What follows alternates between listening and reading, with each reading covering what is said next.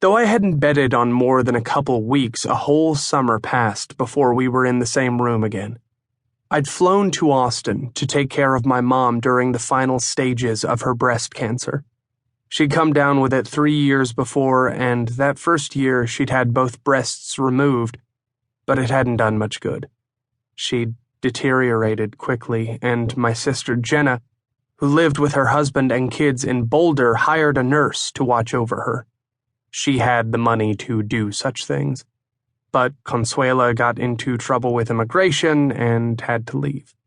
Jenna pointed out that, being the only sibling without a job, I was the obvious choice to help out. I had nothing else going on.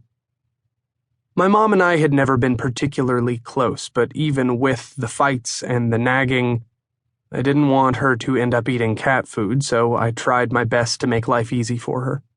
For most of June, it worked. I developed a schedule, even filling out the squares of a calendar with repeated errands to make sure the refrigerator was stocked and she had all her pills lined up. Toward the end of the month, though, I tired of it. I think anyone would have.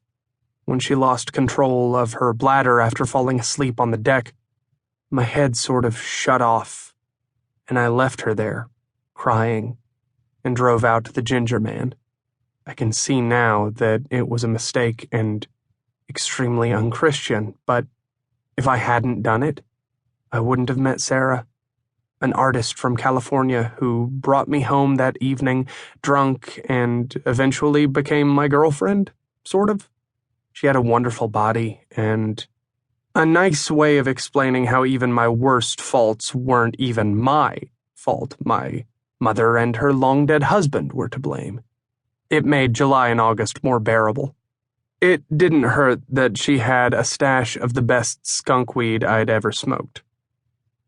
Anyway, Austin is another story.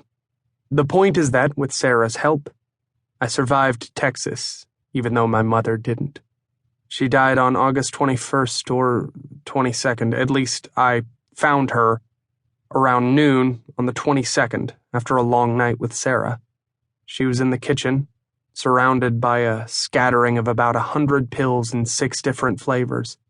Staring at her, I thought about our last conversation from the day before, when she asked why I hated her so much. I didn't hate her, I said. I didn't hate anybody. That's because you don't care about anyone, she told me.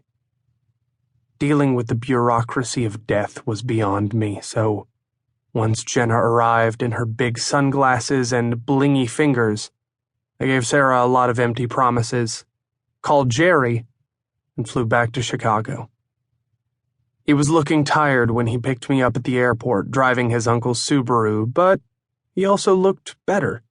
He'd cut his stringy hair short, close on the sides, and he'd tamed his errant unibrow. Also, he looked taller, maybe a half-inch. I checked his shoes, but he was wearing the same old sneakers. "Drink?" he asked, once we were on the highway into town. "2, please." We went downtown and parked at the Carreman, an Irish bar across from the Chinese consulate and a Walgreens that advertised in English and Chinese passport photos for $7.99. The inside looked like every Irish bar I'd been in, and after waiting for him to bring 2 pints of Killian's Red to the table, I asked him about his criminal enterprise. He didn't smile. "I'm making progress," he said without a trace of humor. "Good progress. Collecting funds." "Robbing liquor stores?" "Of course not," he said, almost a sneer. "Don't tell me you got a job." "A guy like me," he said, raising his glass. "I make my own job description." "Well, you've got the attitude down pat." He finally smiled, and with the smile it occurred to me that he really was different.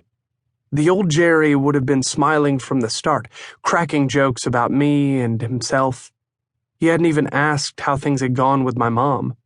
Condolences hadn't occurred to him.